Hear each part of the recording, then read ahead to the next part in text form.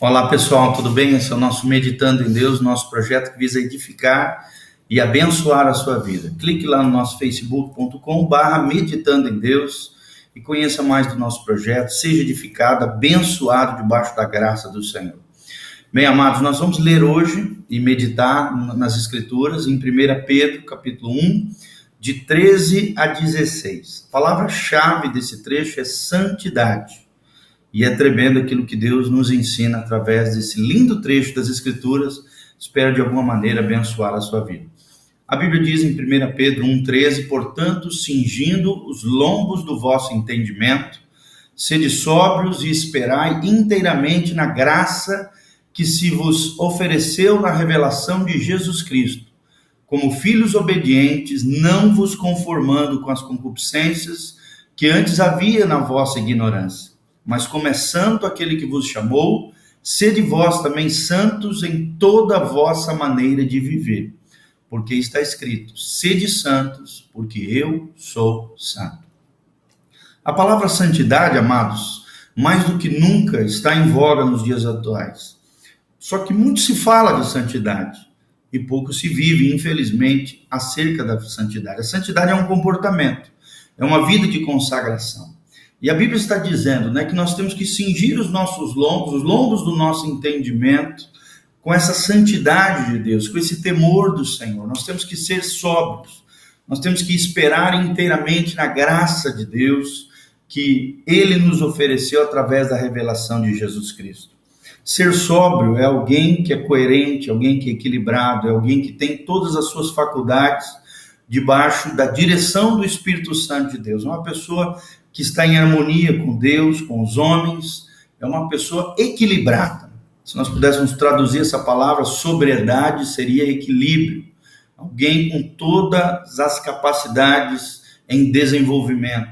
A pessoa ébria é aquela que está alcoolizada, está alterada, está potencialmente decaída para o mal. Mas a sobriedade é uma pessoa equilibrada, uma pessoa que tem noção das coisas, que espera inteiramente na graça de Deus. Se nós queremos realmente conhecer a graça de Deus, viver debaixo da graça de Deus, nós temos que colocar no nosso entendimento, na nossa mente, no nosso coração, de que a obediência, o caminho da santidade é o único caminho para realmente andarmos com Deus na vida abundante que Jesus promete para nós. Nós não podemos nos conformar com as concupiscências que antes havia na nossa ignorância. Ou seja, nós não podemos nos deixar levar por desejos desenfreados, deixar o nosso corpo tomar conta do nosso ser. Não. Na verdade, o Espírito Santo tem que dirigir a nossa alma e automaticamente o nosso corpo. Nosso corpo e a nossa alma precisam estar subjugados à direção do Espírito de Deus, que comunica ao nosso espírito a vida de Deus. Não podemos viver como nós vivíamos antes, na ignorância, no tempo onde nós não havíamos nascido de novo, vivíamos debaixo do pecado, da sujeira, da imundícia. Sabe, meu irmão, o pecado não pode mais fazer parte da sua vida, você tem que vencer, triunfar ele. É claro que às vezes, infelizmente, a gente erra, falha, peca, mas nós não podemos criar uma situação cíclica de queda, de pecado, de derrota. Não podemos aceitar isso na nossa vida. A nova vida que Deus prometeu para nós é uma vida de santidade, é uma vida de obediência. Por isso o autor Pedro fala como filhos obedientes. Se realmente queremos viver a vida da fé, precisamos viver uma vida de obediência, uma vida de santidade, uma vida de consagração. Jesus está voltando e ele vai vir buscar filhos obedientes, filhos que têm sobre as rédeas do Espírito Santo o controle das suas vidas, são dirigidos pelo Espírito Santo, são cheios da graça e da glória do Senhor. E como é santo aquele que vos chamou, o nosso Deus é aquele que nos chama para a santificação e a consagração, sede também vós santos em toda a vossa maneira de viver. Santidade significa separação, consagração. Deus te separou para Ele. Será que você tem realmente vivido uma vida separada para Deus, consagrada para Deus, não contaminada, incorruptível? Sabe, é um termo que eu acho lindo na palavra de Deus, é o termo o homem incorruptível, o homem que é incapaz de ser chamado a atenção. Agora me fugiu a memória, mas é muito interessante isso. Irrepreensível, é esse termo que eu queria lembrar, irrepreensível. Aquela pessoa que não precisa ficar puxando a orelha toda hora, que não erra toda hora, mas raramente é. O pecado tem que ser um acidente na nossa vida, não cotidiano jamais, não voluntário, ciente, mas realmente um acidente de percurso. E nós temos que lutar contra isso. Caiu, levante-se no poder de Deus.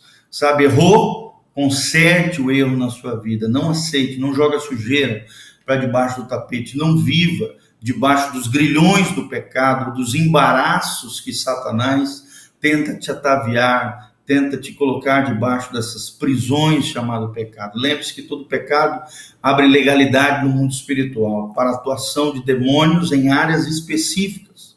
Por isso o pecado precisa ser combatido com o poder do sangue de Jesus, com arrependimento, confissão e purificação através do sangue de Jesus. A Bíblia diz, se nós confessarmos os nossos pecados, Ele é fiel e justo para vos perdoar de toda a iniquidade. Se andarmos na luz, como Ele na luz está, temos comunhão uns com os outros, e o sangue de Jesus nos purifica de todo pecado. Então temos que andar na luz, uma vida transparente, uma vida clara, uma vida honesta, sincera com o nosso Deus. E como é santo aquele que nos chamou, nós também precisamos ser santos em toda a nossa maneira de viver, no falar, no olhar, no ouvir, no tocar, em tudo que fizermos, precisamos viver para a glória de Deus.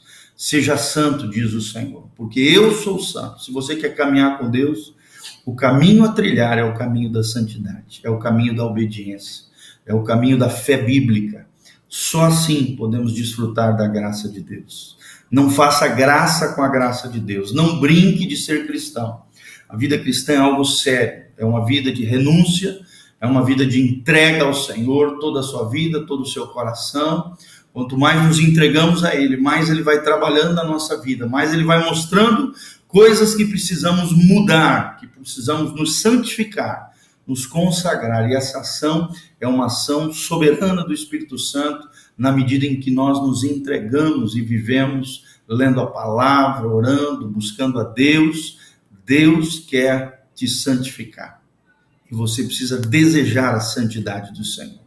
Sede santos, porque eu sou santo, diz o Senhor Deus Todo-Poderoso. É possível ser santo, é possível triunfar sobre o pecado. E Jesus Cristo é uma prova viva de que seres humanos podem triunfar sobre o pecado. Se você estiver vivendo uma vida longe de Deus, debaixo dos grilhões do pecado, volte-se para Deus, arrependa-se, confesse o seu pecado para Deus, e se não estiver dando conta sozinho, para irmãos mais velhos, pastores, pessoas que realmente possam abençoar e agraciar a sua vida.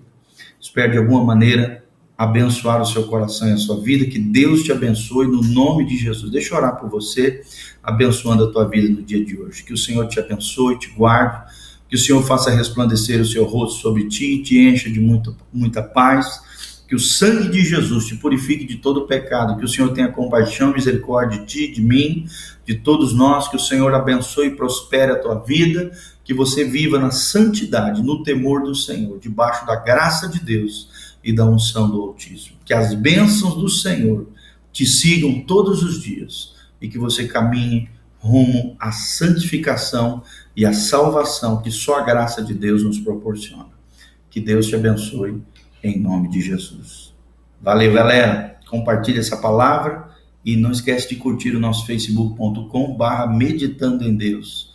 Que Deus abençoe a sua vida.